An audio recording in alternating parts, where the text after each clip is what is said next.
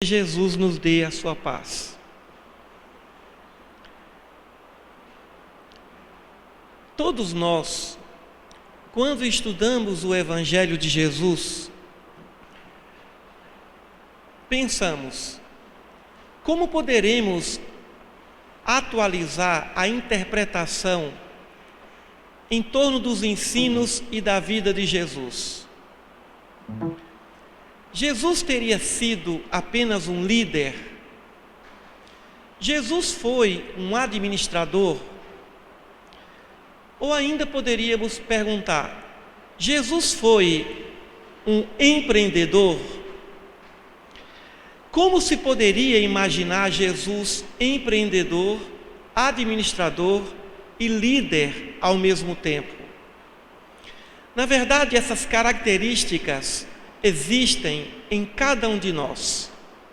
Em alguns momentos somos empreendedores, em outros momentos administradores, e em outros momentos ainda líderes. Quando Jesus teria sido um empreendedor? O que é ser empreendedor? Geralmente pensamos, o empreendedor é aquele que investe, é um investidor, ele possui determinado talento, determinada riqueza, determinado capital, e ele agora passa a investir, fazendo com que o seu capital, o seu talento sejam multiplicados. Mas não é bem essa a visão do empreendedorismo. O empreendedor é aquele que busca entender, compreender a vontade de uma coletividade. Por exemplo, se o empresário vai a determinada cidade e deseja organizar uma empresa, evidente que ele, sendo empreendedor, ele vai fazer uma pesquisa para saber se aquela cidade deseja ou não, se comporta ou não aquele determinado produto ou aquele determinado serviço. Então ele vai fazer uma pesquisa para saber qual será a real necessidade daquele grupo, daquela coletividade. Então o empreendedor é aquele que, antes de agir, ele faz uma pesquisa, ele observa, registra, analisa, compara e depois ele toma as melhores decisões. Essa é a visão do empreendedor. Ele nunca age sem antes perguntar se aquela ação vai ser necessária, útil ou importante para aquele indivíduo que vai recebê-la. Há muitos anos, fazíamos um trabalho de assistência lá no bairro do Pau da Lima, em Salvador, nas regiões da Mansão do Caminho, instituição organizada e fundada pelo nosso irmão, e por que não dizer, nosso mestre, Divaldo Franco. Em um determinado momento, encontramos um homem que morava num buraco, e ficamos sensibilizados. O grupo se reuniu e resolveu tirar o homem do buraco e colocar em determinada casa. E dávamos assistência a esse homem agora na nova moradia. Um mês depois, quando chegamos naquela casa, a casa estava vazia e o homem tinha voltado para o buraco. E reconhecemos que não perguntamos ao homem se ele queria sair daquele buraco, se ele realmente aceitaria a nossa ideia de ajudá-lo. Então, aos poucos, tivemos que fazer um trabalho com aquele homem para que ele sentisse a necessidade de sair daquele buraco e morar numa casa, numa residência. Então, muitas vezes, nós queremos ajudar alguém, mas não pensamos em que nível aquele alguém se encontra. Por isso que Jesus, analisando a vida dele, ele curou, mas quem lhe pediu ajuda?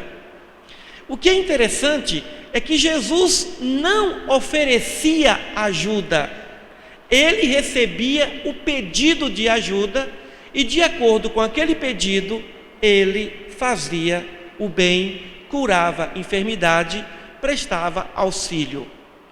Quando nós oferecemos ajuda, nós estamos dizendo: você também aceita essa ajuda? Porque senão, depois de algum tempo, alguém pode dizer: você deu isso a mim porque você quis, eu não pedi nada a você. E aquele que está a servir se sente injustiçado, sente a dor da ingratidão. Então, o empreendedor é semelhante a um juiz de direito. O juiz não vai oferecer nada que não lhe foi pedido, sob pena de se anular essa sentença. O juiz não pode oferecer além, mas pode oferecer a metade ou um pouco menos, se ele julgar que a petição, o pedido, não foi plenamente justificado. Então, o empreendedor, ele não vai atirar pérolas aos porcos, ele não vai dar o que é santo aos cães, ele vai atirar pérolas, ele vai ajudar aqueles que realmente querem ajuda. Muitos podem dizer: eu não vou orar, pedir a Deus, porque Deus já sabe o que eu preciso. Muito bem, só que nós sabemos daquilo que necessitamos. É através da oração e do pedido pela oração que nós vamos receber a inspiração divina, se nós ainda estamos aptos a receber ou não aquela bênção. Quantos de nós pedimos bênçãos ao Pai, Ele nos oferece e nós agimos como filhos ingratos? Não somos reconhecidos, a não ser quando nós perdemos aquele talento. Reconhecemos muito bem a saúde quando estamos doentes. Reconhecemos e temos gratidão pelos nossos pais quando ficamos órfãos. Por exemplo, o dia de finados, como é o dia de hoje.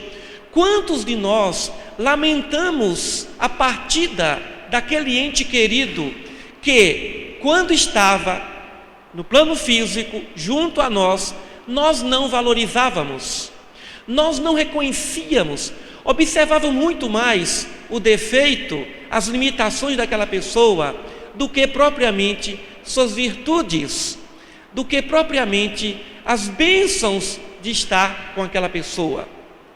Então, a visão do empreendedor é a visão daquele que age de acordo com o nível da coletividade, de acordo com o nível intelectual e moral daquele que vai receber o auxílio.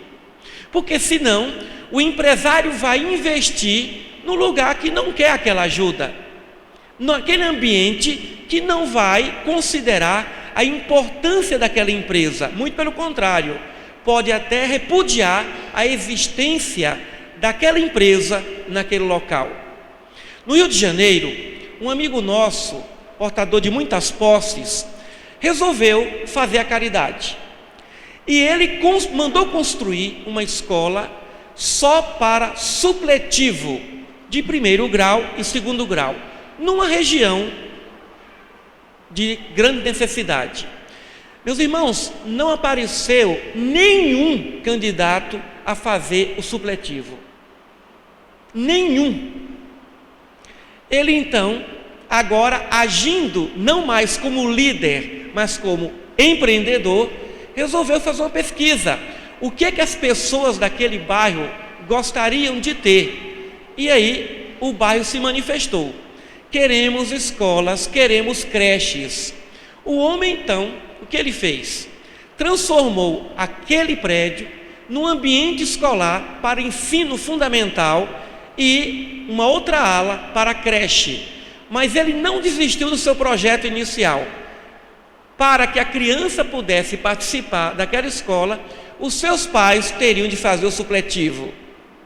Ele se utilizou da necessidade daquele grupo e aí organizou o seu pensamento, fazendo com que os seus pais, os pais daquelas crianças, também pudessem estudar.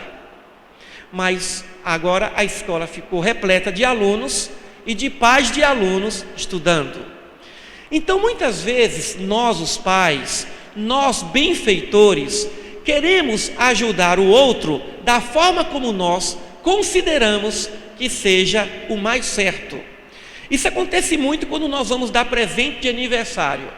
Nós vamos oferecer o presente que nós gostaríamos de receber e não o presente que o outro gostaria de receber. Então, muitas vezes, até para oferecer um presente, nós temos que conhecer a pessoa, o que é que ela gosta, o que é que ela não gosta. Dar um CD de música sertaneja para quem gosta de música clássica é quase uma ofensa. Dar um CD de Beethoven, Mozart, para quem gosta de música sertaneja é quase uma ofensa. Então, temos que tomar um pouco de cuidado para não agirmos apenas como líderes, porque o líder é que faz isso. Então, o empreendedor é aquele que ajuda, serve e investe de acordo com as necessidades de cada um. É o que muitas vezes Deus faz. Muitas vezes Deus coloca obstáculos em nossas existências, dificuldades, para que nós valorizemos as bênçãos, porque nós não temos o hábito de valorizar as bênçãos não pedidas, não solicitadas. Bom, agora vamos analisar o líder. Quem é o líder? O líder é aquele que se preocupa em ajudar. O líder é o servo de todos. O líder é aquele que sente a necessidade e ajuda, mas nem sempre pergunta se aquele indivíduo quer aquela ajuda. Mas antes disso, vamos perguntar: Jesus foi um líder? Foi. Mas vamos antes perguntar também: Jesus foi um administrador? Também foi. O que é ser um administrador? Nós vamos voltar daqui a pouquinho à liderança. Ser administrador é se preocupar com a qualidade do produto ou do serviço que o indivíduo vai colaborar, expor a uma comunidade. Imaginemos um professor. O professor empreendedor é aquele que faz o que os alunos querem. É o sonho de consumo de todo aluno. Professor que conhece o tema, professor que dá show e, ao mesmo tempo, professor que não cobra. De preferência que nem faça prova, que não faça avaliação. Esse é o professor dos nossos sonhos. Agora temos o professor administrador. É aquele que reprova por 1/10. É aquele que não vê o aluno como gente, vê aluno como produto que a faculdade, que a escola vão lançar no mercado. Então ele pensa: eu não vou lançar um produto com limitações no mercado. Não vou formar um médico que possa lá na frente praticar um equívoco, nem um juiz que possa ser injusto, que não conheça muito bem as leis. O administrador, ele prima pela qualidade do trabalho, ele prima pela eficiência de tudo que ele faz. Ele é quase um perfeccionista. Tudo que ele faz, ele busca fazer bem feito e não aceita nada mal feito. Jesus também foi um administrador.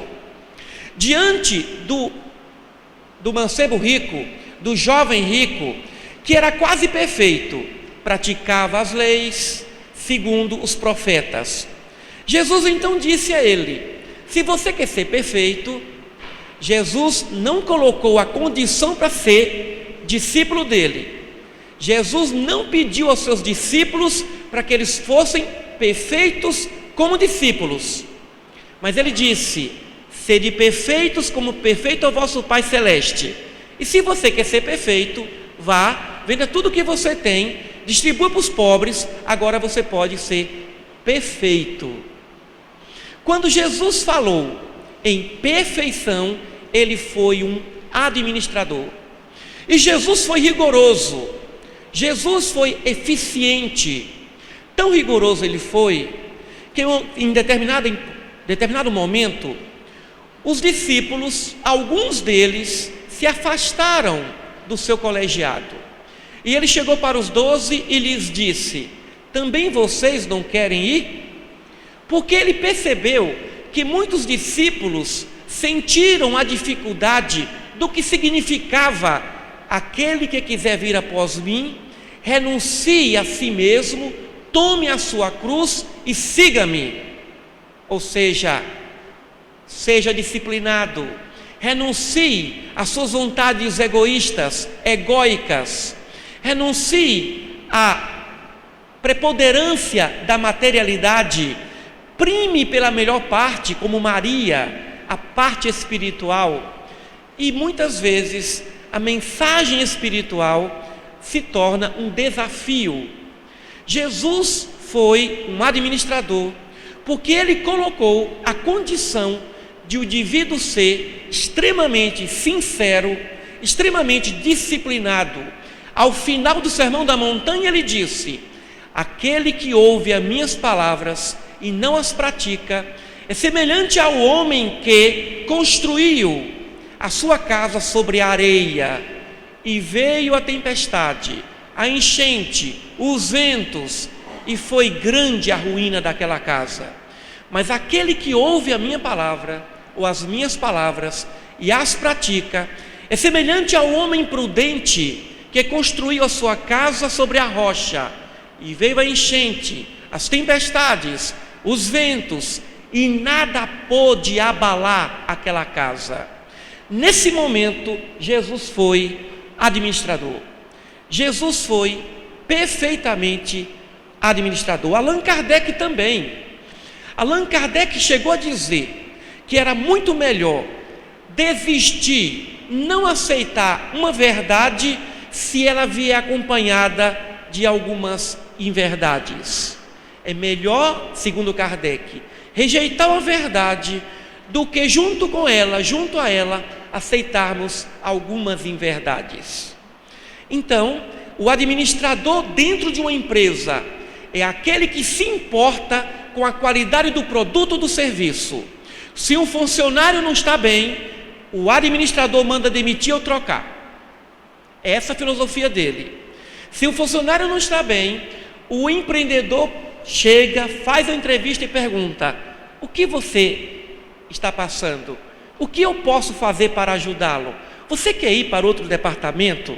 Não está satisfeito? Cansou dessa atividade? Ele não demite. O líder age diferente. O líder diz assim: eu sei o que é melhor para você. Você não está bem nesse departamento. Vou transferi-lo para outro departamento. E nem pergunta se a pessoa quer. Jesus foi um líder. Jesus sabia o que era melhor para a humanidade. Ele mesmo disse: vinde a mim, todos vós que estáis aflitos, sobrecarregados, e eu vos aliviarei. Aprendei de mim, palavra de líder, que eu sou manso e humilde de coração, e encontrareis descanso para vossas almas, porque o meu jugo é leve e o meu fardo é suave. Nesse momento, Jesus foi líder. Quando ele disse as bem-aventuranças, foi líder. Quando ele falava a respeito do perdão, ele foi administrador. Se alguém vier e levar o manto, oferece-lhe também a túnica. Por que Jesus falou isso?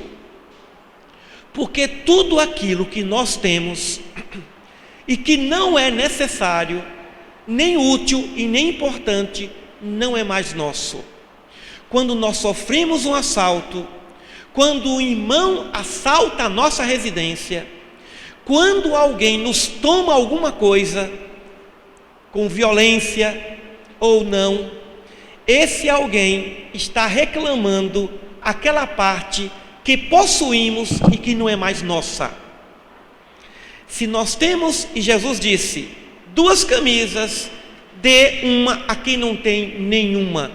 Isso é palavra de administrador. Não tenha na sua casa o que não for extremamente necessário. Se você precisa de 20 pares de sapato, tenha 20 pares de sapatos. Se não precisa, tenha a quantidade necessária. Se só precisa de um par, tenha um par. Porque se você só precisa de um e vier com 2, alguém vai lhe tirar esse segundo par de sapatos. Então, se alguém vier pedir emprestado, empreste se você puder e não lhe tome de volta. É uma linha de administrador, é ser perfeito. Quantos de nós temos coisas úteis, importantes, mas que não são necessárias? Para ser perfeito, é preciso ter o necessário, o estritamente necessário. Isso é administração. Porque nós perdemos muito tempo com aquilo que não é necessário. Quantos de nós pensamos, abusamos do nosso tempo, perdemos tempo com coisa que não nos cabe, porque achamos que essa coisa é necessária, quando na verdade não é. Uma vez uma amiga nossa nos convidou à sua casa, professora aposentada de universidade, que estava ministrando aulas de reforço e precisava daquele dinheiro para ajudar determinada pessoa. Mas naquele ano ninguém apareceu.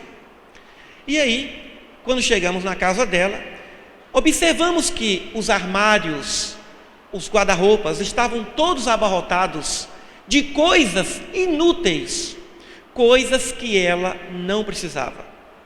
Tinha lá um quarto que tinha geladeira usada, tinha máquina de lavar usada, armário. E eu perguntei, mas para que isso? Não, porque pode precisar. Porque um filho pode casar. Eu falei, olha, o seu filho vai casar, vai querer tudo novinho. Pegue tudo e doe. Se livre dessa energia parada. Se livre dessa coisa que está aqui, obstruindo os canais da generosidade. Não entra porque não sai. Por onde não entra energia, é porque não sai energia. Desobstrua os canais. O indivíduo está desempregado, há um ano procura emprego e não encontra. Vamos organizar uma estratégia. Vá trabalhar como voluntário. E lá no ambiente do trabalho, quem sabe, vai encontrar alguém, um empresário, uma empresária, alguém que conheça alguém que vai necessitar dos seus serviços. Desobstruiu os canais do trabalho. Ele agora está empregado, começou trabalhando, ganhando pouco. Ah, mas eu não quero trabalhar ganhando salário mínimo. Mas começa ganhando salário mínimo. Logo mais, vai se desobstruir os canais e o universo, as leis universais, reconhecendo o seu talento, reconhecendo a sua capacidade de trabalho, vão abrir novas portas para o verdadeiro e justo salário que esse trabalhador realmente merece. Então, nós precisamos também agir como administrador. Quando o Evangelho segundo o Espiritismo, os Espíritos dizem: sede severos para convosco e indulgentes para com os outros. Isso significa administração. Isso significa seja rigoroso no seu compromisso, cumpra o seu dever com responsabilidade, seja plenamente vigilante, disciplinado, vigiai e orai. Vigilância significa disciplina. Disciplina significa fazer a coisa certa na hora certa. Disciplina significa capacidade de separar o principal do supérfluo, o principal do acessório. E quantos de nós valorizamos os acessórios? Então, Jesus, o seu evangelho, é um evangelho extremamente rigoroso. Não é para o preguiçoso, não é para aquele indivíduo que fica sentado esperando que as coisas aconteçam. É o evangelho, como já parafraseando Geraldo Vandré, de quem sabe faz a hora, não espera acontecer. Vai acontecer, mas o indivíduo tem que dar o primeiro passo, ele tem que dar o primeiro movimento, para que as leis universais compreendam que ele realmente quer. E o líder? O líder é o professor líder, por exemplo, é aquele que vai fazer o que ele acha que é melhor para o aluno. O líder sempre age imaginando que está fazendo o melhor. Acontece muito isso com mãe e com pai, né? As mães e os pais sempre pensam o que é melhor para os seus filhos.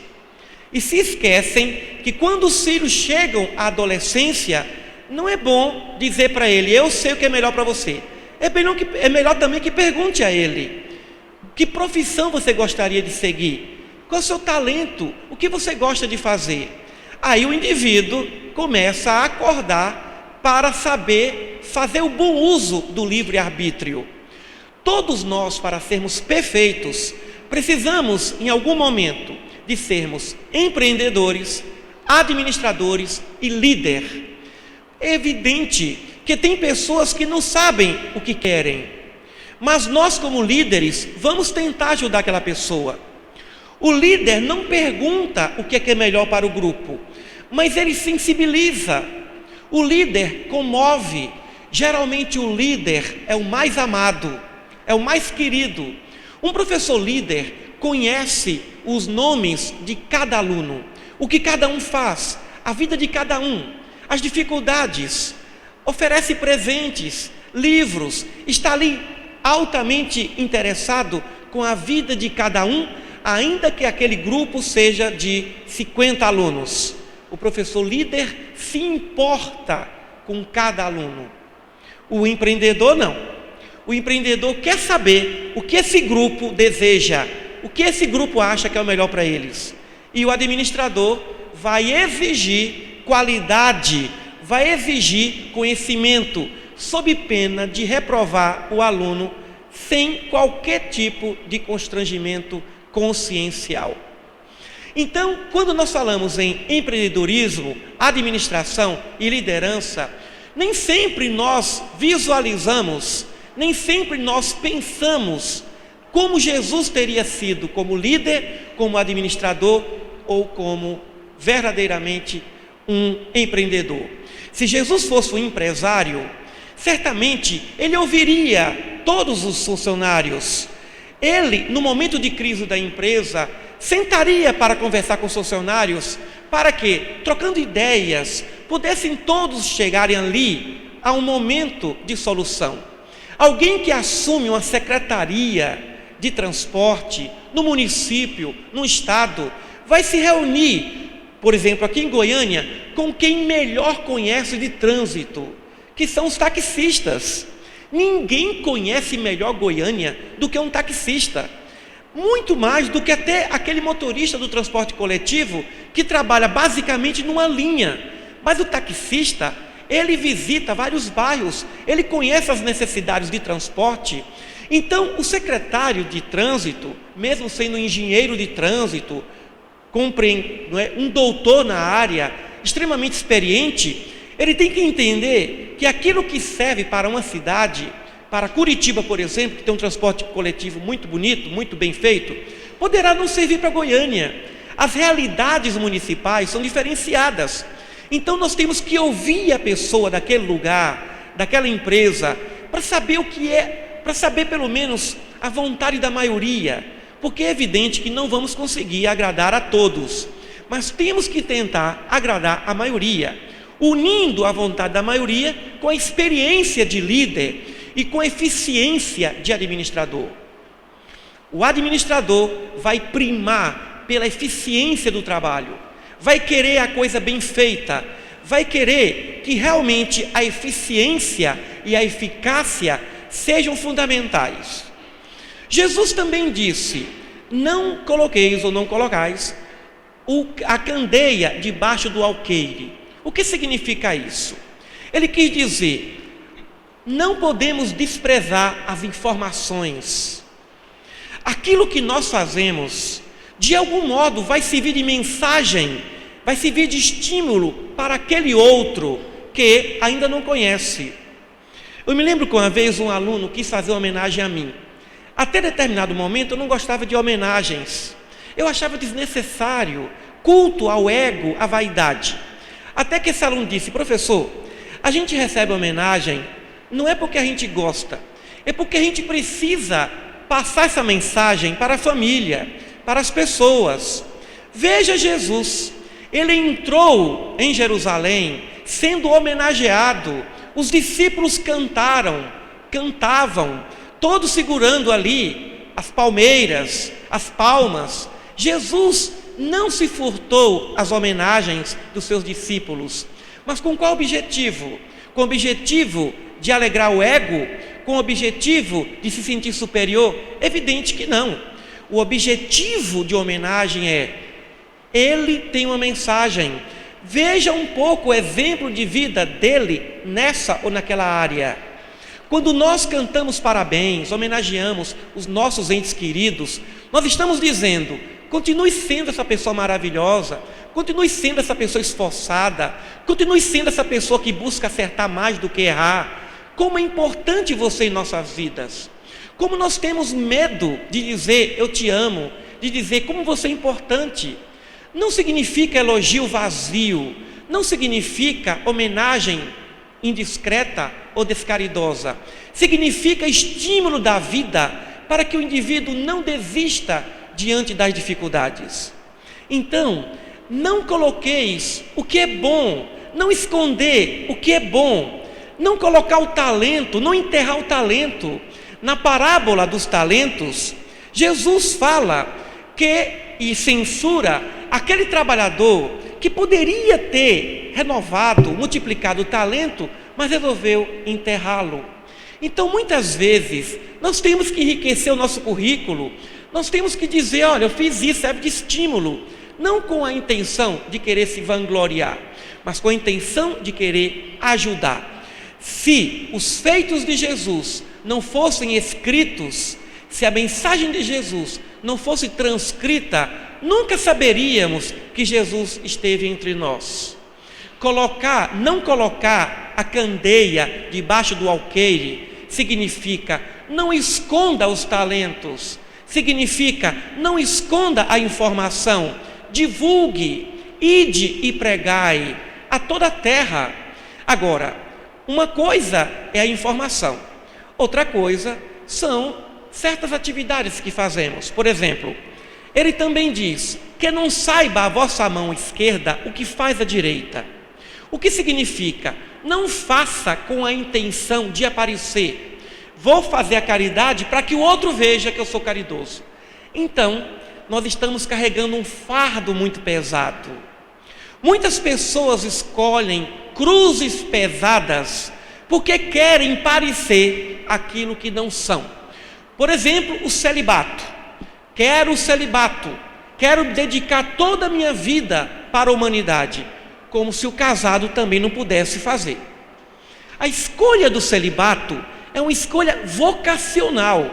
O indivíduo considera o celibato como uma necessidade para ele, necessidade de evolução, de crescimento, como o outro que, com um companheiro, com a companheira, pelo casamento e pela família, determina a sua evolução espiritual junto com alguém, dividindo o seu tempo, dividindo o seu espaço com outrem.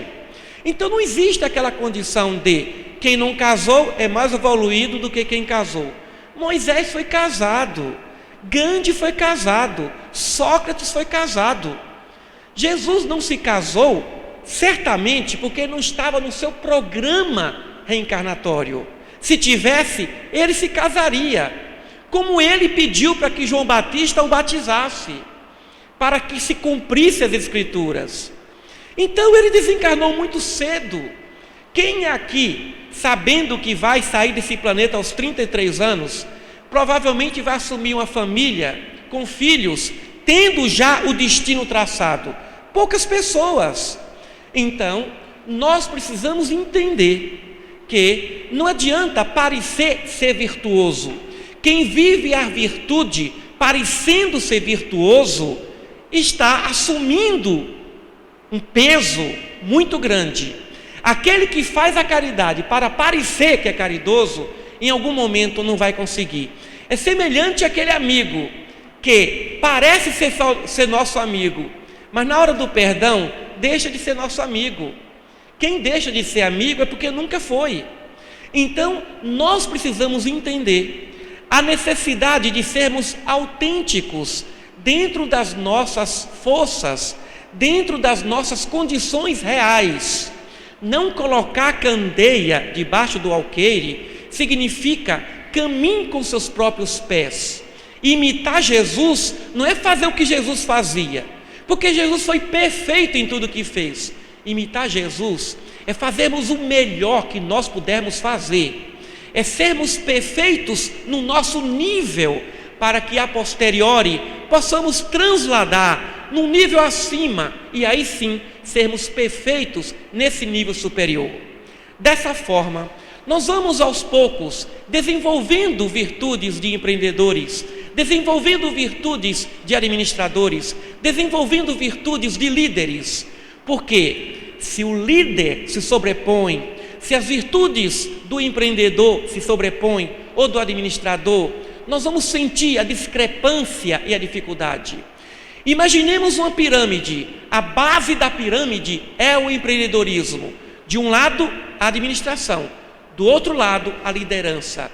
Esse triângulo deve ter equilíbrio entre si, nem tanto o mar, nem tanta terra, nem ser mais administrador e menos líder, nem ser mais líder e menos empreendedor.